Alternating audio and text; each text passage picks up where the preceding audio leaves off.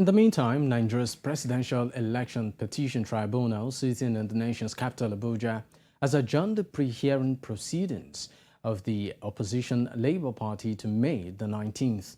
The tribunal was supposed to adopt documents and answers to questions raised in its application filed by the petitioner and respondents to the petition.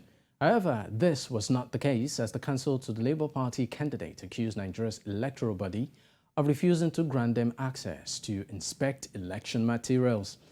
This did not go down well with counsel representing the nation's electoral body and the ruling All Progressives Congress and the president-elect, who accused the Labour Party team of counsels of refusing to follow laid-down procedures and refusing to pay for documents needed.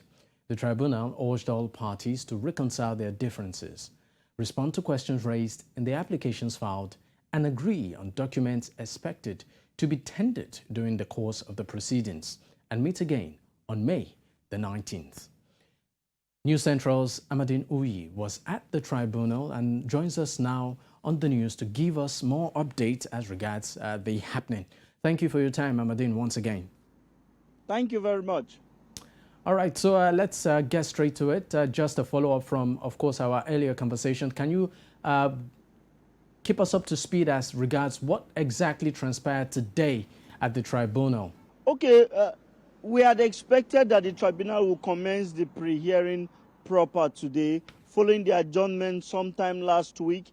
It was expected that just as the head of the tribunal, Justice Samani, advised the counsels to the petitioners and the first, second, and third respondents that they should go and resolve, harmonize, agree on documents which will be needed during the hearing proper, also respond to questions that were raised during the applications. But unfortunately, when we arrived at the tribunal today, it was not the case, because the Labour Party, the counsel to the Labour Party, Livy Uzoku, he informed the tribunal that INEC had refused to allow them access to inspect election materials. In fact, he said that his team had sent Nigeria's Electoral Body about 5 letters for which they had refused to respond. But when it was time for the counsel of Nigeria's Electoral Body to respond, he dismissed the allegations by the counsel to Peter Obi and the opposition Labour Party. He said this was not true and informed the tribunal that it was even the Electoral Body that called for a meeting between all the councils because they wanted to cooperate with them, that the meeting which was fixed on the 15th of May, that the councils to the Labour Party did not attend that meeting. And after they informed the councils to the Labour Party, another meeting was fixed for 10 a.m. on the 16th of May, of which when the councils came and they laid down the procedures because they had to pay for some of these documents, they got upset and walked out of the meeting. Counsel to the first respondent, Wale Olanikpekun, and this is representing the counsel to Tinubu, the president-elect, and also Lateef Fagbemi representing the council, representing Nigeria's Electoral Body. They said they were in that meeting and supported the claim of the counsel to INEC, saying everything the counsel to INEC had said was very true, and accused the Labour Party team of refusing to follow procedures. All right, Amadine, because we're pressed with time. Now, with all of this back and forth, do you think there would actually be progress, when the tribunal resumes again? The head of the tribunal, Justice Samani, warned or told all councils, rather informed them that the pre-hearing will end whether they like it or not on the 21st of May.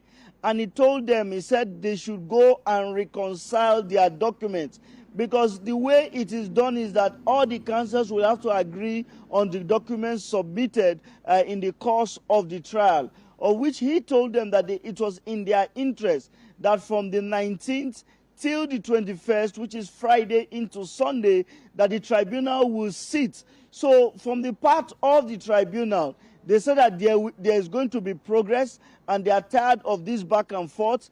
They are tired of the adjournments. They want to start the hearing proper. So I think the tribunal is ready to hear the petitions and ready to attend to the processes and applications. So from 19th, let's hope that the councils will keep up to the deadline and do all that is needed to be done. Then I think there will be progress. All right. Now, before I let you go, we also understand that earlier we had a conversation as regards the, will I say, scuffle that happened at the beginning, of the proceedings, where we saw this chairman or self-proclaimed chairman of the Labour Party in person of Lamidi Papa, where there was a bit of a fracas in the House. Is there an update to that particular incident right now?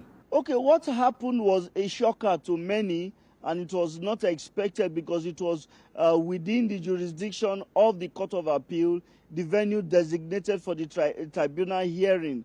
And it came as a surprise to journalists because while journalists were trying to speak to the councils, trying to speak to party chieftains, as they sought to speak to Lamidi Papa as he walked out of court, some supporters of the Labour Party refused, that they would not allow him speak to the press, and it just started like a joke. And the scuffle which you talked about, the fracas, it just started mildly, but then it grew in intensity. And then we observed that he was being rough-handled by this party faithful, loyal to a faction of the party. They rough-handled him. The police within the Court of Appeal could do nothing.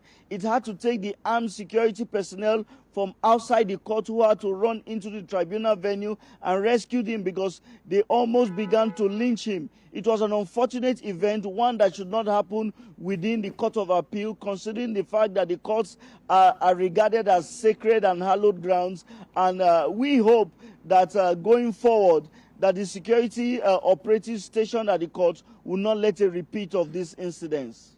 All right, thank you so much for your time. Amadine Uyi, News Central's correspondent in Abuja.